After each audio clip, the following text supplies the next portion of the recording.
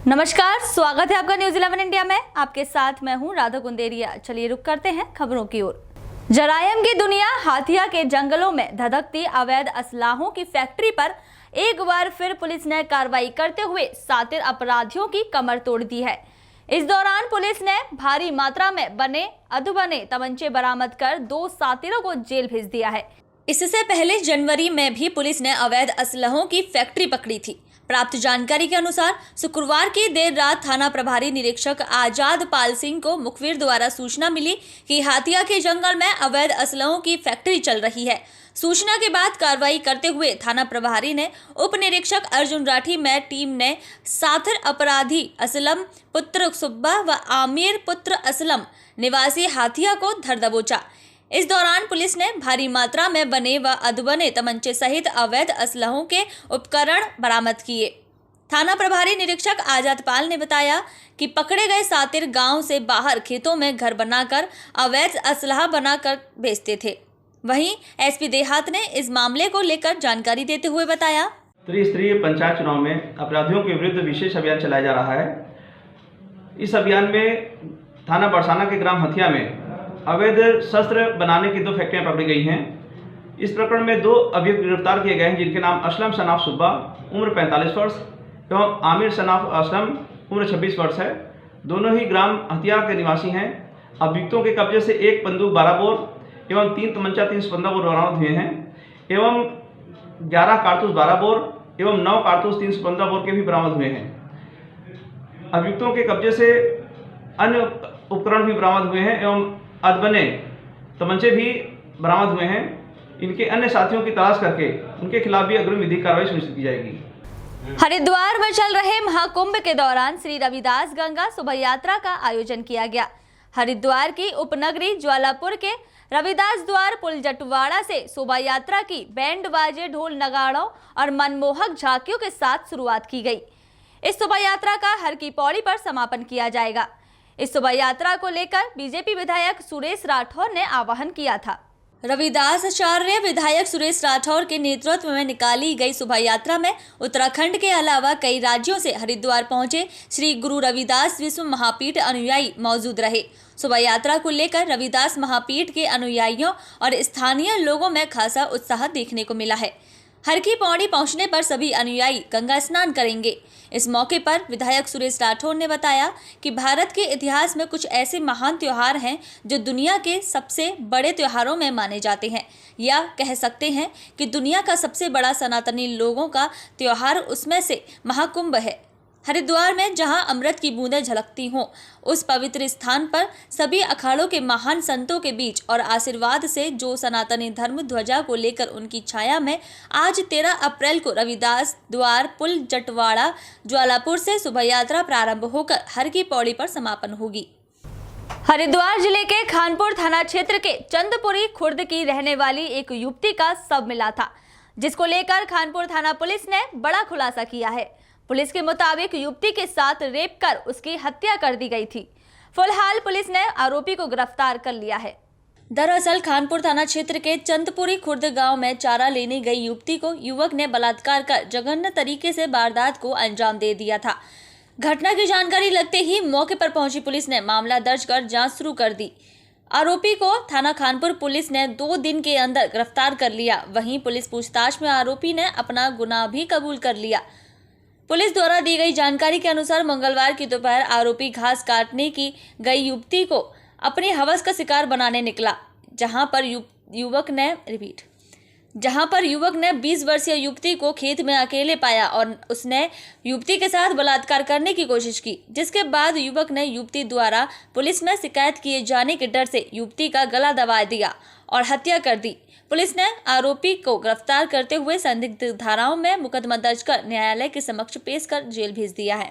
31 तारीख को सुबह लगभग 8 बजे हमारा खानपुर थाने में सूचना मिली थी कि चंदपुरी गांव का श्री ओम प्रकाश है, उन्होंने बताया था कि उनका पुत्री जो है 30 मार्च को जो है अपने खेत में चारा काटने के लिए गई हुई थी, वो वापस नहीं लौटी थी। हम लोग रात भर ढूंढते रहे। आज सुबह उनका डेड बॉडी जो है उस खेत का पास ही जो है मिलाया करके तत्काल रूप से हम सब मौके पर पहुंचे और सारे सबूत वगैरह इकट्ठे किए, पूछताछ किए। इसमें जो है उसी दिन ही जो है उनका तहरीर के आधार पर हम धारा 302 IPC में जो है अज्ञात का विरुद्ध जो है हमने मुकदमा कायम करी थी और इस पर जो आज हमें सफलता मिली। इसमें जो अभियुक्त जो है हरिंदर है, ये इनका रिश्तेदारी में भी भाई लगता है, इनका द्वारा इस घटना का अंजाम दी गई है। इसका कारण ये है कि ये जब 30 तारीख का जो है ये भी खेत में गया हुआ था, ये होली का दिन में जो शराब सेवन किया उसका नशे में था। तो जब ये लड़की ने इनसे मदद मांगी अपना शारा को सिर में रखने के लिए, तब इनका एक गलत नियत इनका मन पे पैदा हुआ है। उस इससे जो है इन्होंने उस लड़की के साथ गलत काम किया, फिर उसका जो पहचाना छुपाने के मकसद से जो है उनका जो है गले दबा के जो है इन्होंने मर्डर कर दिया था। आज इनको हमने गिरफ्तार कर लिया है।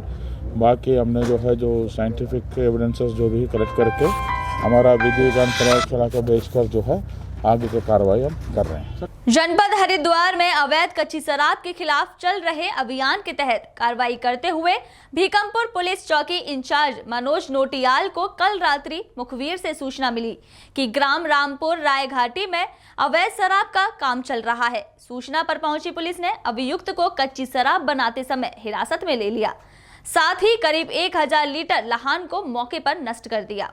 बीकमपुर पुलिस चौकी इंचार्ज मनोज नोटियाल ने बताया कि अवैध कच्ची शराब के विरुद्ध कोतवाली लक्सर पुलिस द्वारा जनवरी माह से अब तक कुल 351 लीटर अवैध कच्ची शराब बरामद कर 49 मुकदमे दर्ज किए जा चुके हैं, जिनमें से 1 दर्जन से ज्यादा अवैध कच्ची शराब बनाने की भट्टियों के उपकरण भी पकड़े जा चुके हैं।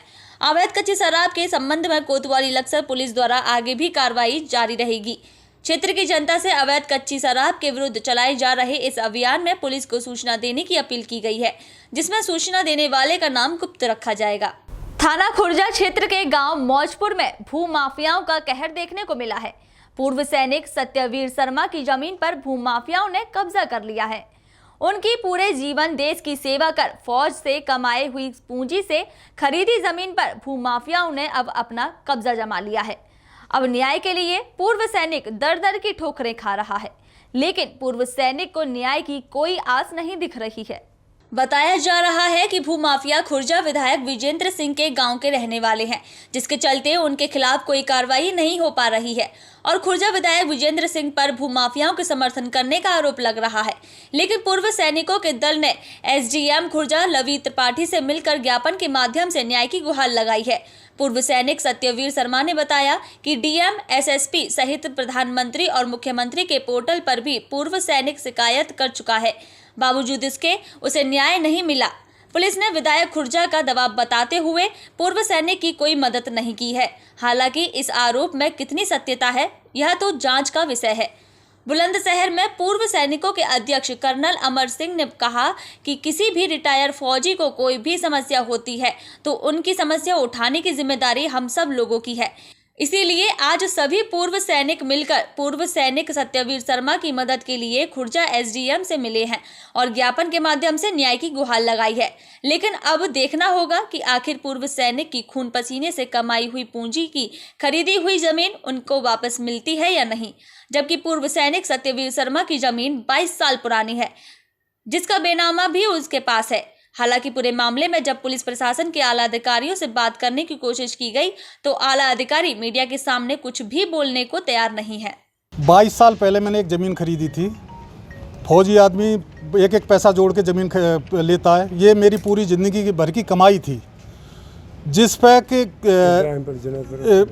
मौजपुर इब्राहिमपुर जुनैदपुर यहाँ इस ज़मीन पे अवैध तरीके से एक पट्टा करा लिया।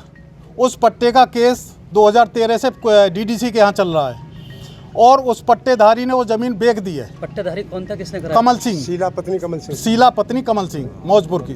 अवरोध कौन पैदा कर रहा है इसमें? यानी अवरोध सत्येंद्र सोलंकी ने खरीदा है। सत्येंद्र सोलंकी और ये उस्मापुर के रहने वाले हैं। विधायक जी के नज़दीकी हैं। कौन से विधायक?